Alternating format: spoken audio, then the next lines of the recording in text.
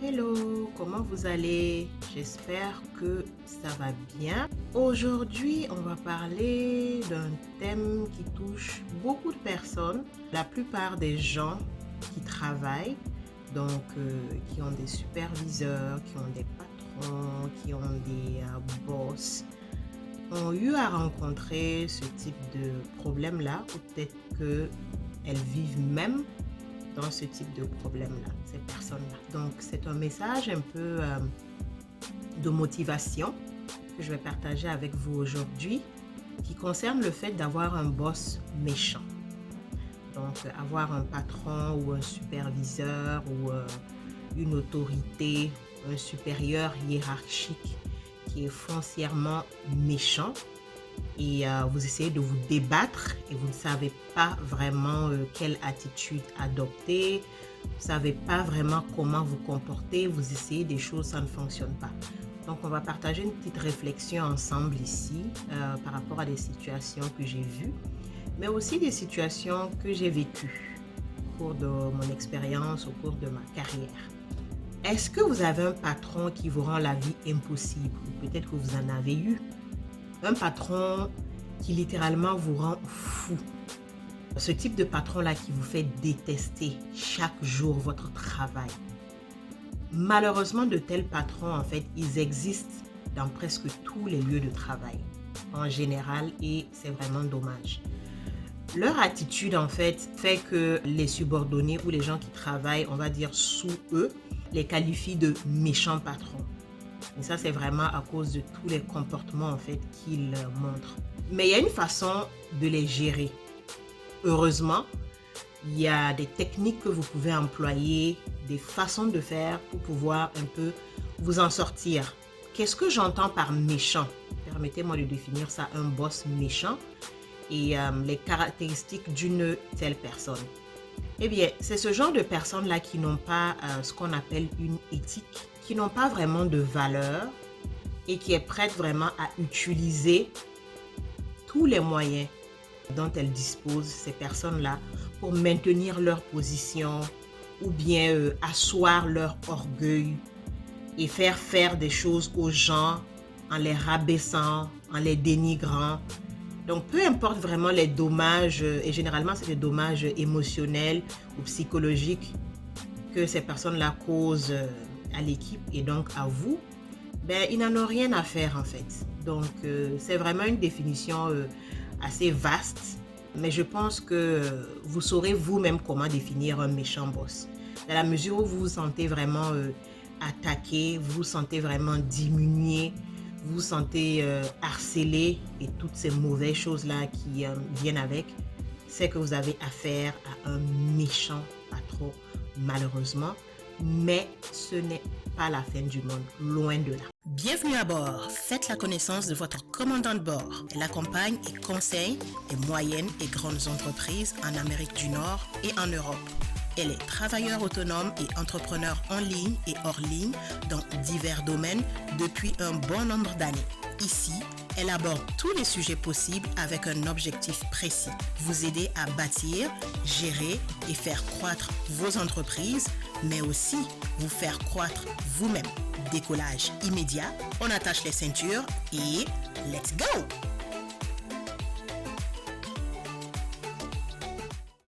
Le quatrième point que je vais mentionner ici, c'est de voir en fait l'histoire, la situation avec un peu d'humour. Ça, c'est pas évident, hein, je vous le concède. Mais en tout cas, c'est quelque chose que j'ai développé aussi au fil des années, surtout avec un patron, un boss spécifique que j'avais eu, et ça m'a beaucoup aidé. C'est quoi de voir avec humour? C'est-à-dire que choisissez volontairement de voir la méchanceté de ce patron-là comme quelque chose en fait qui est risible, dont on peut rire, une chose sur laquelle on peut plaisanter. Donc, quand vous voyez le côté amusant d'une mauvaise situation, ça ne va plus venir vous hanter, vous traumatiser, vous ronger comme ça pouvait le faire avant. Donc, si vous laissez ces actions en fait venir vous dévorer, vous n'allez plus jamais vous remettre parce que ça va aller plus en profondeur, plus en profondeur, plus en profondeur. Moi, j'ai un patron, par exemple, qui était un véritable gamin et il me faisait plus pitié qu'autre chose. Donc, il y a certains collègues, par exemple, qui entendaient parler de certaines de ses attitudes et puis les gens se demandaient, mais il vient d'où ce petit gamin-là? Donc, c'est quelqu'un qui a été projeté comme ça à une position pour des raisons X liées au recrutement. Quand on recrutait, on voulait tel ou tel critère et puis on n'a pas vraiment trouvé de monde qui répondait à ça. Donc, vous savez, souvent, il y a les occasions comme ça, des opportunités.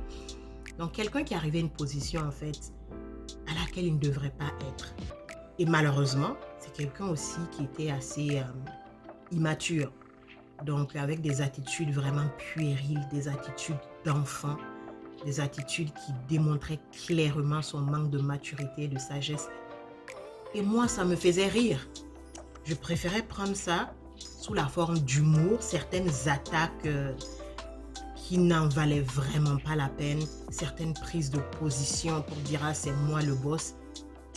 Quand un boss se bat pour démontrer que c'est lui le boss, ça veut dire qu'en réalité, il doute de sa position, n'est-ce pas? C'est comme un enfant, exactement comme un enfant.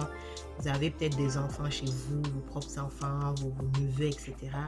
Quand un enfant veut montrer qu'il est le chef, là, quand il joue entre eux là-bas, il dit « Maintenant, c'est moi le chef. Vous devez m'écouter. Écoutez-moi. Je décide ça. Vous devez obéir. » Donc, l'enfant le fait d'une manière qui est tellement drôle.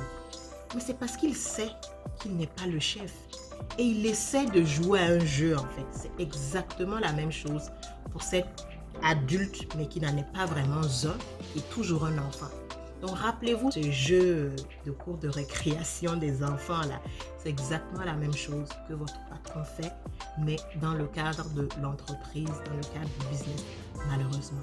Mais il est tout aussi enfant, il n'a pas encore évolué du tout. Il en a encore à apprendre dans le chemin. Donc, regardez-le comme ça, comme vous regarderez un enfant. Un enfant, vous vous fâchez pas forcément et puis vous vous mettez à lui donner des raclés ou quelque chose comme ça. Vous savez que c'est un enfant et avec le temps, il va grandir et il va apprendre. Donc, c'est la même chose à faire ici. Un point que j'ai voulu amener ici, qui est le 5e point, c'est d'essayer de tenir en fait des registres. Donc, des comptes rendus, des preuves détaillées. Donc, si vous êtes vraiment la cible d'un comportement qui est vraiment très, très, très inapproprié ou abusif, essayez de garder des preuves en fait. Et évidemment, n'embellissez rien. Racontez les choses telles que c'est. Si vous avez des occasions, ça peut aller très loin certaines situations. Peut-être que c'est du harcèlement vraiment psychologique prononcé ou même sexuel, etc. Si vous avez l'opportunité d'enregistrer la personne, les écrits, vos conversations, les emails, donc il peut arriver vraiment un moment où vous devez mettre une plainte en place. Donc, faire une plainte vraiment officielle. Donc, si vous êtes capable vraiment d'utiliser des références concrètes, des points vraiment qui sont détaillés, liés à des expériences, des situations que vous avez vécues, ça va venir en fait soutenir votre position. Parce que si c'est des références un peu vagues, des anecdotes comme ça qui ne sont pas vraiment fondées ou des oui-dire d'autres personnes, votre plainte là va paraître un peu faible. Prouver en fait un comportement toxique grâce à une documentation qui est un peu fragile, c'est difficile. Donc, pensez-y. Si jamais vous avez des mesures comme ça au sein de votre entreprise et puis à un moment donné, ça doit aller vraiment à un niveau officiel, ça doit être une plainte, etc. Il faut vraiment penser à garder tous les détails qui peuvent éventuellement vous servir de côté. Le 6e point, quand on a un boss méchant, c'est de prendre la décision de rester ou de partir. Et ça peut se faire au début, avant même de mettre en place tous les points que je vous ai cités. Mais disons qu'à un moment donné ou à un autre, en tout cas, vous devez prendre cette décision réaliste-là. Est-ce que vous partez ou vous restez? Si vous vous sentez vraiment pris au piège, Essayez d'évaluer de façon réaliste et objective. Discutez avec des gens de confiance, que ce soit au sein de la même entreprise, que ce soit ailleurs, votre famille, etc. Essayez de voir objectivement à quel point en fait la situation affecte vos émotions et votre mental. Et si vous décidez de rester alors, c'est important de développer les mécanismes d'adaptation pour que l'effet en fait nuisible de cette personne-là soit moindre sur vous pour votre bien-être mental. Donc, ce sont les points là que j'ai abordés un peu plus haut. Ça, vous avez décidé de rester. Donc, vous mettez en place vraiment certains garde-fous, comme on les appelle, certaines attitudes qui vont vous aider en fait à rester dans ce poste-là. Si vous pensez au contraire que c'est complètement impossible de gérer la situation, de gérer cette personne-là, essayez de demander un transfert peut-être dans un autre département, dans un autre poste. Et si tout ça, c'est pas possible, c'est de démissionner parce qu'il n'y a rien qui vaut votre santé mentale, votre bien-être. Le point 7, quand on a un boss qui est méchant, c'est de se rappeler que rien n'est éternel et tirer profit de chaque expérience, tirer profit en apprenant.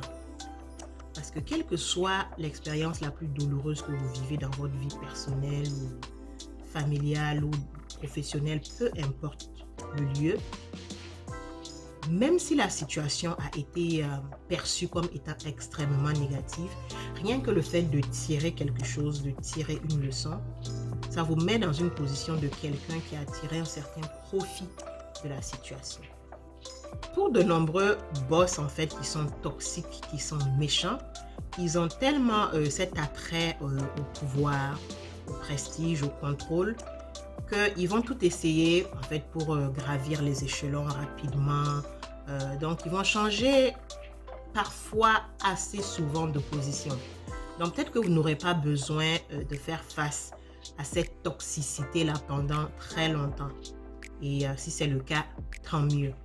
En attendant, quand il est là en face de vous, ce boss-là, concentrez-vous vraiment sur le développement de vos compétences et de votre réseau. Donc, développez vraiment les relations avec les collègues à l'intérieur, les partenaires externes.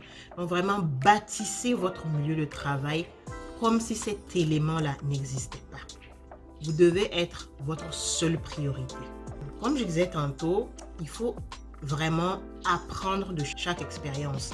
Donc déjà par rapport aux situations qui se produisent entre votre boss et vous, essayez de remarquer est-ce qu'il y a des choses qu'il n'aime pas, des choses en fait qui amènent tout le temps des débats, des situations assez complexes qui sont liées peut-être à vos actes. Si tel est le cas, évitez de poser certains actes pour éviter d'avoir à subir certains comportements, certaines réactions de sa part. Et ça, il ne s'agit pas de se dire « oui, moi j'ai raison, il a tort ». On n'est pas dans une attitude de raison ou de tort, on est dans une attitude où on veut éviter les conflits inutiles, les conflits puérils et enfantins. Donc, tirez des leçons à chaque fois que quelque chose se produit comme ça. Peut-être que vous demandez, comme moi, je m'étais demandé à une époque, pourquoi est-ce que les organisations, les entreprises en fait tolèrent des personnes toxiques et méchantes comme ça là dans leur rang, parmi leurs employés. Et vous n'êtes surtout pas seul si vous vous demandez ça. Le problème en fait de ces boss, de ces patrons, de ces dirigeants qui sont complètement dysfonctionnels, c'est qu'ils sont aptes en fait à projeter une image réussie. Donc une belle image face à leurs superviseurs, face à d'autres personnes. Parfois des gens d'un autre département à côté ignorent complètement ce qui se passe dans votre département à vous. Et quand ils entendent parler de certaines attitudes de ce boss-là, ils sont complètement horrifiés, choqués.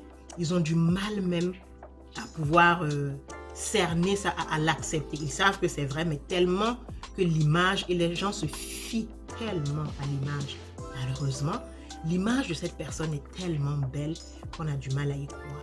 C'est ça la vie aussi.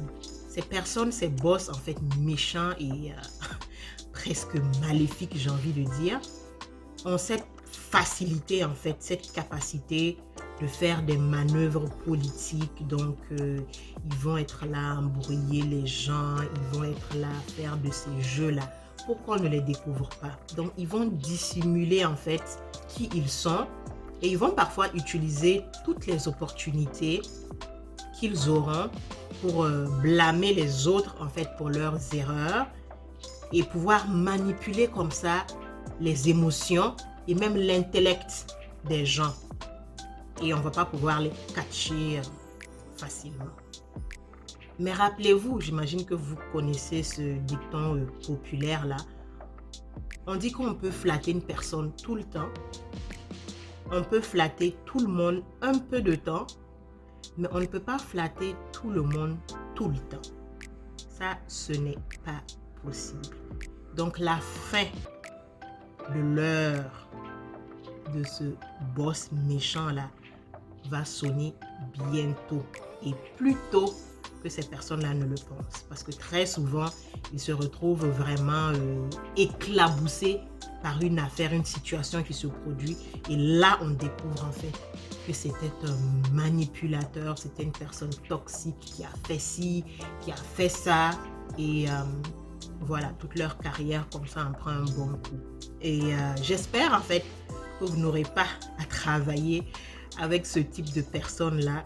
Ce n'est absolument pas intéressant du tout.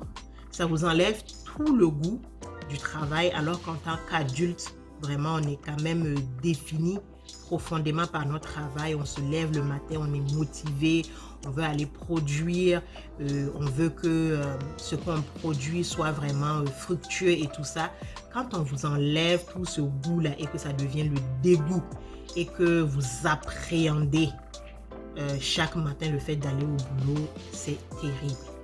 Mais si vous êtes dans cette situation-là, j'espère que les étapes que je vous ai prodiguées, elles ne sont pas exhaustives comme toujours. C'est juste des petits points pour vous aider à amorcer la réflexion et surtout pouvoir vous mettre en position de combattant ou de combattante. Donc j'espère que ces étapes-là vont vous aider et je suis sûre qu'elles vont vous aider si vous les appliquez.